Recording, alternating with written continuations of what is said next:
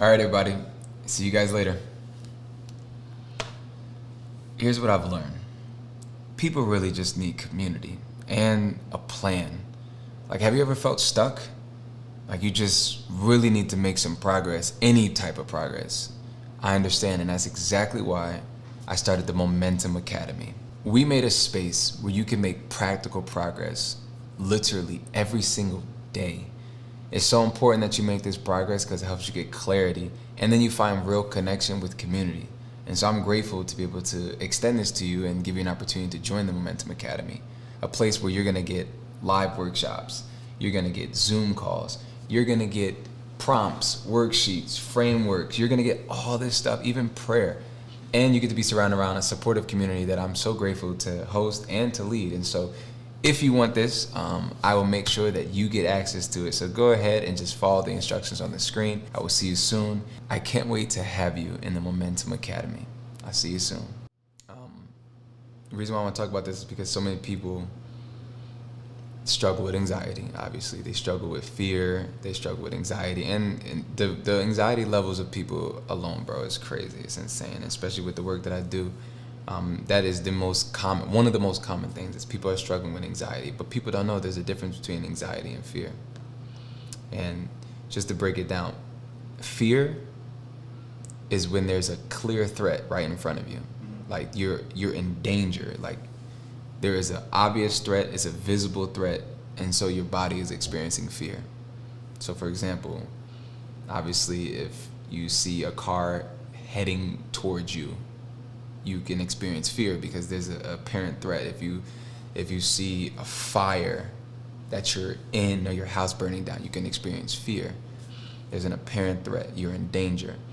But anxiety is when you're anticipating something to happen, but there's no real apparent threat. It's like you have an idea that if you get in water, you'll drown. You're just anxious. Now, if you are in an ocean and you're in fear that you're gonna drown, that's because there's an apparent threat. You're in the ocean and let's say you can't swim, so you're gonna experience real fear. You're not anticipating anything because anything can't happen because you're in the water, so to speak. But no, what I'm trying to get at is this. The cool thing about it, the scripture says that God does not give us the spirit of fear, but of power, love, and of a sound mind. Another translation says a well-disciplined mind, so a balanced mind. Let's say a regulated nervous system. So with God's help, we can have a regulated nervous system. That's good news. But here's what I've learned about anxiety, and I've said this a million times, but it's worth repeating. If you want to conquer anxiety, especially if you want to grow a mindfulness of where your anxiety begins, what's so interesting is whatever you're anxious about, you've previously experienced. Whatever your body is saying might happen or is trying to protect from happening again, happened before. And so it's interesting, like if you're anxious about rejection or failure or disappointment, it's because it happened to you before. If you're anticipating betrayal, it's because it happened before. You're anticipating being let down, it's because it happened before. You can't anticipate anything that's never happened to you. Now you go watch a movie, you could hear someone else's story, you could be like, dang, like, you know what I'm saying, based on what you've been through, maybe you could think that may happen to you, but then some people, they don't think like that. You know what I'm saying? If it hasn't happened to them, it will never happen to them. And that's the part of your brain not being developed yet. That's when you're younger though. When you get older, that part of your brain that recognizes it can happen to you, like you're not untouchable, that's a real thing. It goes into my next thing about making decisions. Information, data, clarity, and truth can help with anxiety and fear. The good news is if I'm in fear, I know that God did not give me the spirit of fear, but a power, love, and of a sound mind. And a well-disciplined mind.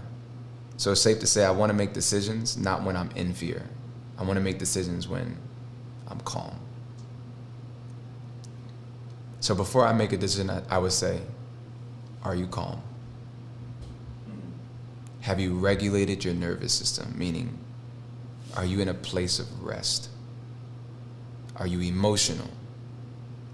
And then when it comes to you being anxious, I would say, how much information do you have? How much truth do you have? what is the truth about that situation? The scripture says, when Paul wrote, he says, don't be anxious about anything, but pray about everything. Give thanks to God. Be specific in your prayers. But he says, think on things that are true. So it's like, what's the truth of a situation before you allow anxiety to run your life? You see what I'm saying? So it's like, if I think I'm going to fail something, well, what information do I have that makes me feel like I'm going to fail? Have I prepared? If I prepared for a thing, I could say, well, preparation will help me avoid things like failure. If I feel I'm going to be unloved or rejected, whatever I'm anticipating, what information do I have that's making me feel that way? And if I don't have all the information, that means I probably shouldn't be making decisions.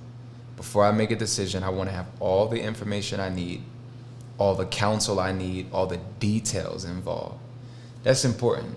And then that I'm saying a lot, and I'm a little all over the place because I'm anxious right now. And so let's use that as an example. I'm anxious that we won't be able to get all the work we need to get done in time. But the truth is, we got a lot of work done. The truth is, it doesn't take another hour to do what we're trying to do. So the reality is, I don't need to be anxious because of information, which is, we got a lot done already, and we're coming to a close. You get what I'm saying? So I don't have to be in my head about, dang, will we get it all done? So that's my vulnerability to this video, which is crazy because I didn't plan for that. But that's real. And I want people to not make decisions in fear or not make decisions anxiously, because it becomes a spiral effect on life. Like you look back at all your decisions, you're like, dang, what was I doing? I was in fear and I was anxious. When you're anxious, it's your brain trying to keep you alive. It's like, listen, this happened to you before. Let's make sure that never happens again. But that's not a healthy way to live, because you miss out on beautiful opportunities. And so it helps when you have the Spirit of God, meaning God speaking to you, prompting you, encouraging you to do a thing. And so it's really, I hate making decisions. And so some of the things I live by is, to make better decisions, I limit my options. I don't give myself a million options. I try to limit my options so I can come to a conclusion. I want to get as much information as possible. Some things you just don't know. Some things will feel uncertain, but I get enough information I can on the risk, the opportunity, the pros, the cons, who, what, where, how, what is happening. And then counsel. Let me not rely on my bias or my emotions. What's other people's perspective that I trust, that I feel know me? Those are all things that you can help me make better decisions. And so I would say, if you're ready to make a decision, make sure you got all the information you need. Don't just go off assumptions. Even in relationships. You don't want to be in relationships living anxiously or living in fear or living in a way where you don't have all the information. It's very dangerous.